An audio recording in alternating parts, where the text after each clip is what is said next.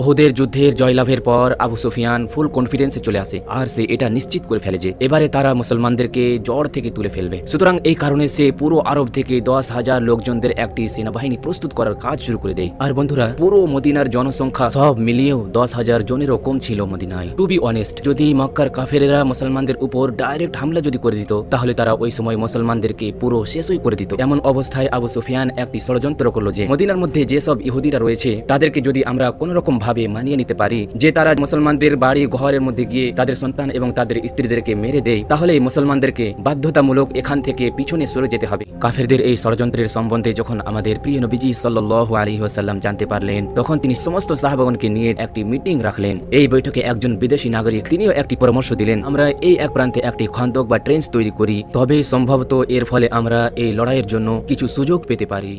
আসসালামু আলাইকুম ওয়া রাহমাতুল্লাহ।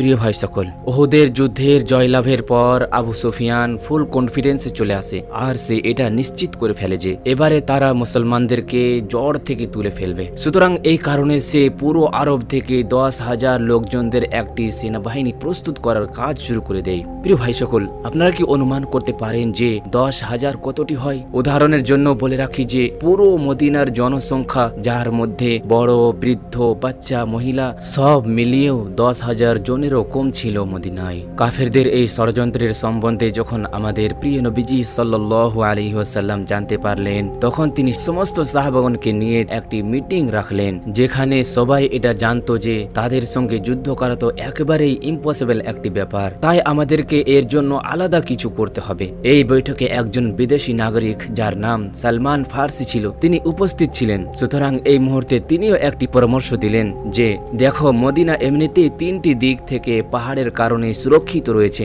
সুতরাং এখন আমাদেরকে শুধুমাত্র মদিনার একটি প্রান্তের প্রতি মনোযোগ দিতে হবে, তা হলো মদিনার উত্তর দিক। আর মদিনার মধ্যে যেসব ইহুদিরা রয়েছে তারা তো আমাদের এমনিতেও বন্ধু, তাদের থেকে আমাদের কোনো অসুবিধা নেই। সুতরাং যদি আমরা এই এক প্রান্তে একটি খন্দক বা ট্রেঞ্চ তৈরি করি, তবে সম্ভবত এর ফলে আমরা এই লড়াইয়ের জন্য কিছু সুযোগ পেতে পারি ইনশাআল্লাহ। আর এই পরামর্শটি সবার খুব পছন্দ হলো এবং সাথে সাথে সেই ট্রেঞ্চ তৈরি করার কাজ শুরু করে দেওয়া হলো। প্রতি 10টি সাহাবাদেরকে 120 ফুট গভীর গর্ত খননের কাজ দেওয়া হলো। প্রিয় বন্ধুরা, এবারে আপনাদের মনে এটাও প্রশ্ন আসতে পারে যে 120 ফুট কত বড় হয়? ধরে নিন যে এটা হচ্ছে একটা বোলেরো গাড়ি, আর এর মতো 8টি গাড়ি আরো এর পাশে থাকবে এবং এর নিচে এর মতো 5টা গাড়ি থাকবে। কিছু এই পরিমাণের গভীরতা ও প্রস্থের গর্ত খননের কাজ প্রতি 10 জন সাহাবাদেরকে দেওয়া হয়েছিল এবং এই সমস্ত কাজ তাদেরকে এমন অবস্থায় করতে হয়েছিল যে ক্ষুধার কারণে তাদেরকে পেটের ওপর পাথর পর্যন্ত বেঁধে রাখতে হয়েছিল। এই অল্প সংখ্যক মুসলমানেরা খুবই কম সময়ের মধ্যেই মদিনার উত্তর দিকে 6 কিলোমিটারের ট্রেঞ্চ বানিয়ে ফেললো। প্রিয় বন্ধুরা, আপনারা কি জানেন যে 6 কিলোমিটার আসলে কত বিশাল জায়গা নিয়ে হয়? এটি হচ্ছে একটি ক্রিকেট স্টেডিয়াম, আর শুধুমাত্র একটি ক্রিকেট স্টেডিয়াম এমনিতেই অনেক বড় জায়গা নিয়ে হয়। তো এর মতোই আরো 36 ক্রিকেট স্টেডিয়াম যদি লাইন করে রাখা হয়, তবে এত দীর্ঘ একটি ট্রেঞ্চ গঠিত করবে। আর যদি আপনারা বোলেরো গাড়ি দিয়ে বুঝতে চান, তাহলে এই ট্রেঞ্চ বা গর্তের মধ্যে 6560টি বোলেরো গাড়ি খুবই সহজেই চলে আসবে। আর এই খন্দক খনন করার সময় একটি অতি বিশাল বড় পাথর অনেকেই প্রচেষ্টা করার পরেও কেউই কোন রকম ভাবে সেটিকে ভাঙতে পারছিল না। সুতরাং সাহাবায়ে কেরামগণ রাসূলুল্লাহ সাল্লাল্লাহু আলাইহি ওয়াসাল্লামকে বলল যে এটা তো অনেক বড় একটি প্রবলেম হয়ে দাঁড়ালো, এটিকে এখন কি করা যায়? তখন রাসূলুল্লাহ সাল্লাল্লাহু আলাইহি ওয়াসাল্লাম একটি কুঠোর তুলে নিয়ে পাথরের উপর জোরে করে আঘাত করলেন এবং বললেন, শাম, সিরিয়া, আমার এবং আমি বর্তমানে এর প্রাসাদগুলোকে নিজের চোখের সামনে দেখতে পাচ্ছি। এরপর তিনি দ্বিতীয়বার পাথরে মেরে বললেন, ইয়ামানও আমার, এবং আমি এখন ইরানের প্রাসাদগুলোকেও আমার সামনে দেখতে পাচ্ছি। তৃতীয়বার পাথরের উপর খুব জোরে কুঠোর মারলেন, যার ফলে পাথর ছোট ছোট টুকরোতে ভেঙে গেল। এরপর রাসূলুল্লাহ সাল্লাল্লাহু আলাইহি ওয়াসাল্লাম এটা ঘোষণা করলেন যে ইয়ামানের প্রাসাদের চাবি আমার হাতে প্রদান করা হয়েছে। আর এসব কিছু দেখে সেখানে উপস্থিত সবাই অনেক হতবাক হয়ে গিয়েছিলেন, কারণ তারা তাদের সামনে একটা অলৌকিক ঘটনা ঘটতে দেখেছিল। ছিল। আর তারা এটি ভাবছিল যে ইরান, শাম, ইয়ামান এই সবগুলো তো হচ্ছে একটি খুব শক্তিশালী সুপার পাওয়ার দেশ, এগুলি আবার আমাদের কি করে হতে পারে। কিন্তু বন্ধুরা, আজ আমরা দেখছি যে এই সমস্ত দেশ, ইরান, শাম, ইয়ামান, এই পুরো এলাকাগুলো আজ মুসলমানদের আধিপত্যে রয়েছে। সেখানে উপস্থিত সমস্ত মুনাফিকেরা আপনার কথা শুনে খুব জোরে জোরে করে হাসতে শুরু করলো আর বলছিল যে দেখো এদেরকে, এদের কাছে এখন খাবার জন্য কিছু নেই, পেটে পাথর বেঁধে কাজ করছে, আর সামনে 10,000-এর সেনাবাহিনী এদেরকে মারার জন্য প্রস্তুত রয়েছে। আর এদিকে এরা স্বপ্ন দেখছে বড় বড় দেশগুলিকে নিজের অধীনে নিয়ে আসার। মক্কার কাফেরদের সেনাবাহিনী যখন মদিনার কাছাকাছি এলো তখন তারা তাদের সামনে দেখে অনেক চিন্তিত হয়ে গেল আর ভাবতে শুরু করলো যে এটা আবার কি জিনিস, এই জিনিসটির বিষয়ে তো আমরা কখনো কল্পনাও করিনি। আর বন্ধুরা, টু বি অনেস্ট, যদি মক্কার কাফেরেরা মুসলমানদের উপর ডাইরেক্ট হামলা যদি করে দিত তাহলে তারা ওই সময় মুসলমানদেরকে পুরো শেষই করে দিত, কেননা তারা মদিনার চাইতেও অধিক পরিমাণে সেনাবাহিনী অল্প সংখ্যক মুসলমানদেরকে কেবল মারার জন্যই নিয়ে এসেছিল। এবারে দুইটি সেনাবাহিনী সামনে এলো এবং দূর থেকে একে অপরের দিকে তাকিয়ে থাকলো। আর মুসলমানেরা একেবারে রিল্যাক্স হয়ে বসেছিল, কেননা তারা নিশ্চিত ছিল যে কাফেরেরা কোনরূপ ভাবেই আমাদের উপর সারপ্রাইজ অ্যাটাক করতে পারবে না।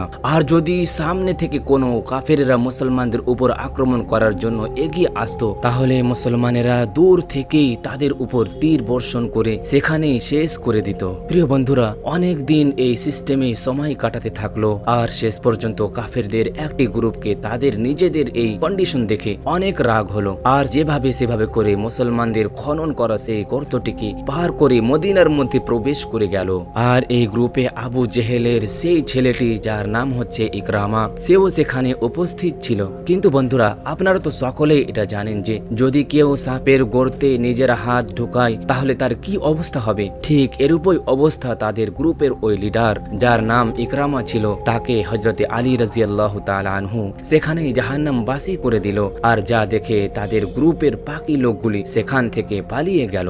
এই কন্ডিশনটা দেখে এমন মনে হচ্ছিল যেন ক্লিয়ারলি মক্কাবাসী এই যুদ্ধটিকে হেরে যাচ্ছে। কিন্তু এমন অবস্থায় আবু সুফিয়ান একটি ষড়যন্ত্র করলো যে মদিনার মধ্যে তো আমরা এখনকার মতো প্রবেশ করতে পারছি না, কিন্তু মদিনার মধ্যে যেসব ইহুদিরা রয়েছে যারা মুসলমানদেরকে এমনিতেও ঘৃণা করত, তাদেরকে যদি আমরা কোন রকম ভাবে মানিয়ে নিতে পারি যে তারা মুসলমানদের বাড়ি ঘরের মধ্যে গিয়ে তাদের সন্তান এবং তাদের স্ত্রীদেরকে মেরে দেয়, তাহলে মুসলমানদেরকে বাধ্যতামূলক এখান থেকে পিছনে সরে যেতে হবে। আর তখন আমরা খুব সহজেই তাদের উপর হামলা করে দিতে পারবো। আর মক্কার কাফেরদের এই ষড়যন্ত্রটির কথা শুনে ইহুদিরা খুব সহজেই রাজি হয়ে গেল এবং মুসলমানদের সঙ্গে করা সমস্ত ধরনের শান্তি চুক্তিগুলিকে ভঙ্গ করে দিল। আর এবারে মুসলমানেরা আবারও উহুদের যুদ্ধের মতো দুই কাফেরের সেনাবাহিনীদের মাঝে ফেঁসে গিয়েছিল। আর ইহুদিরা ধীরে ধীরে করে মদিনার মধ্যে সাহাবাদের বাড়ি ঘরগুলিকে ভাঙচুর করতে শুরু করলো। মুসলমানেরা এমতো অবস্থায় অনেক টেনশনে পড়ে গিয়েছিল যে তারা এই যুদ্ধটিকে এখানে ছেড়ে দিয়ে তাদের স্ত্রী সন্তানদেরকে বাঁচাবে নাকি এখানে দাঁড়িয়ে এইসব কাফেরদের সঙ্গে তাদের মোকাবিলা করবে। এটা অনেক সিরিয়াস সিচুয়েশন হয়ে পড়ে গিয়েছিল মুসলমানদের জন্য। এমনকি আমাদের রাসূল সাল্লাল্লাহু আলাইহি ওয়াসাল্লাম এটা ঘোষণা করে দিয়ে যে আমাদের কাছে এখন মদিনাবাসীদের ঘর বাড়ি বাঁচানোর এটাই উপায় রয়েছে, আর সেটি হচ্ছে যে আমরা কাফেরদের একটি গ্রুপের সঙ্গে চুক্তি করে নেব। আমরা এদেরকে প্রতি বছর মদিনার ক্ষেতগুলিতে যে সব ফসল উৎপন্ন হয় তার 1/3 তাদেরকে দিয়ে দেব। তখন একজন সাহাবা বলে উঠল যে যদি এই ঘোষণাটি আল্লাহর পক্ষ থেকে দেওয়া হয়ে থাকে তাহলে তো ঠিক আছে, কিন্তু যদি আপনি আমাদের সন্তান স্ত্রীদের বাঁচানোর জন্য এত বড় একটি ঝুঁকি নেন তাহলে এটি দয়া করে করিয়েন না। আমরা এখানে আমাদের শেষ নিঃশ্বাস পর্যন্ত লড়াই করব ইনশাআল্লাহ। এত সিরিয়াস সিচুয়েশনে যে মুসলমানেরা নিজেদের উপর আত্মবিশ্বাস হারিয়ে দিচ্ছিল, এমন অবস্থায় কাহিনীতে একটি অনেক বড় পরিবর্তন এলো। আর সে সময় একজন ব্যক্তি সামনে আসে যে একাই এই পুরো পরিস্থিতির রূপই বদলে দেয়। দ্বিতীয় দিন ওই কাফেরের সেনাবাহিনী থেকে একজন ব্যক্তি সামনে এগিয়ে এলো আর বলল যে আমি মুহাম্মদ সাল্লাল্লাহু আলাইহি ওয়াসাল্লামের সঙ্গে সাক্ষাৎ করব। এরপর সে আপনার কাছে গিয়ে বলল যে আমি ইসলাম গ্রহণ করে নিয়েছি, কিন্তু এই বিষয়টির ব্যাপারে কেউই কোনো কিছু জানে না, সুতরাং আপনি বলুন যে আমি আপনার কিভাবে সাহায্য করতে পারি। তখন রাসূলুল্লাহ সাল্লাল্লাহু আলাইহি ওয়াসাল্লাম তাকে বলল যে তোমার দ্বারা যা কিছু সম্ভব তুমি তা সব করো, কেননা আমাদের পরিস্থিতি এখন অনেক অনেক খারাপ রয়েছে। তখন সে ডাইরেক্ট ইহুদিদের কাছে গেল আর তাদেরকে বলল যে মক্কার লোকেরা হচ্ছে মধ্যে খুব বড় ঠকবাজ, তাদের সাথে কখনোই হাত মেলাবে না।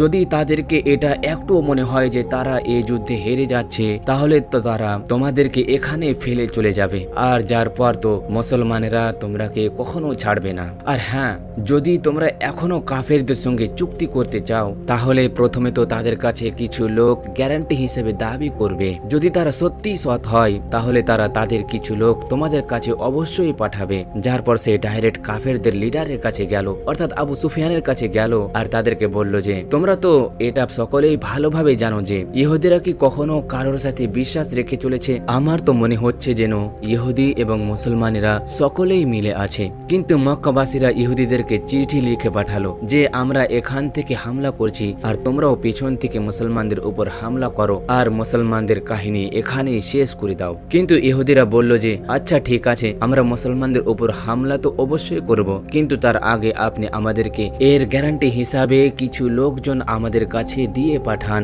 কিন্তু মক্কার লোকেরা তাদের এই শর্ত মানল না। ইহুদিরা যখন এটা জানতে পারলো যে মক্কাবাসীরা তাদের কোনো লোকজন গ্যারান্টি হিসাবে আমাদেরকে দিয়ে পাঠায়নি, তখন তারা এটা বুঝে গেল যে মক্কার কাফেরেরা আমাদের সঙ্গে ধোঁকাবাজি করছে। আর এইভাবেই মক্কাবাসী এবং ইহুদিদের মাঝে তাদের চুক্তি ভেঙে গেল। এরপর মুসলমানেরাও যুদ্ধের ময়দানে আবার নেমে পড়ল, কেননা এবার তাদের দুশ্মন কেবল একটিই রয়েছে, আর মদিনার মধ্যেকার সমস্ত ধরনের বিপদ মিটে গেছে। 1 মাস ধরে মদিনার বাইরে কাফেরেরা দাঁড়িয়ে থাকতে থাকতে মক্কাবাসীদের আত্মবিশ্বাস একেবারে শেষ হয়ে গিয়েছিল। আর এমনই এক সময় একদিন অতি ভয়ঙ্কর ঝড় এসে কাফেরদের ক্যাম্প, খাবার দাবারের জিনিসপত্র, বিছানা সহ সমস্ত ধরনের আসবাবপত্র এবং যেখানে তারা আশ্রয় নিত সমস্ত কিছু নষ্ট হয়ে গেল। আর যার পর তারা সেখান থেকে পালিয়ে মক্কা ফিরে যায়। যখন ওই মক্কার কাফেরেরা সেখান থেকে পালিয়ে চলে গেল, তখন মুসলমানদের এই টেনশন মদিনার মধ্যে থাকা সেই ইহুদিদের উপর পড়ল। প্রিয় ভাই সকল, আপনাদেরকে জানিয়ে রাখি যে রাসূলুল্লাহ সাল্লাল্লাহু আলাইহি ওয়াসাল্লাম যখন মদিনায় হিজরত করেছিলেন, তখন তিনি ইহুদিদের নিয়ে একটি চুক্তি গঠন করেন যে ইহুদিরা নিজের আইন কানুন মেনে চলবে এবং মুসলমানেরাও নিজেদের আইন কানুন মেনে চলবে। কিন্তু ইহুদিরা মুসলমানদের সঙ্গে করা সেই চুক্তিটিকে ভুলে গিয়ে, নিজের আইন কানুনকে ভুলে গিয়ে তারা মুসলমানদের সঙ্গেই ধোঁকাবাজি করেছিল, যার কেবলমাত্র একটি শাস্তি ছিল, আর সেটি হচ্ছে সকল ইহুদিদের গলা কেটে দেওয়া। আপনাদেরকে আবার বলে রাখি যে এটা ইহুদিদেরই আইন মোতাবেক শাস্তি ছিল। ইহুদিদের লিডার নিজেদের লোকদেরকে এটা পরামর্শ দিল যে আমরা প্রথমত নিজেরাই নিজেদের সন্তান এবং স্ত্রীদেরকে হত্যা করে দেব, যার পর আমরা মুসলমানদের সঙ্গে শেষ নিঃশ্বাস পর্যন্ত লড়তে থাকব। কিন্তু এই পরামর্শটিকে সেখানে উপস্থিত কেউই মেনে নিতে রাজি ছিল না। তখন রাসূলুল্লাহ সাল্লাল্লাহু আলাইহি ওয়াসাল্লাম সাদ বিন মুআজ রাদিয়াল্লাহু আনহুকে এই বিষয়টির সম্পর্কে সিদ্ধান্ত নেওয়ার আদেশ দিল। তখন সাদ বিন মুআজ রাদিয়াল্লাহু তাআলা আনহু এটা ফয়সালা করলো যে ইহুদিদের সন্তান এবং স্ত্রীদেরকে ছেড়ে দেওয়া হবে এবং তাদের পুরুষদের মাথা কেটে দেওয়া হবে।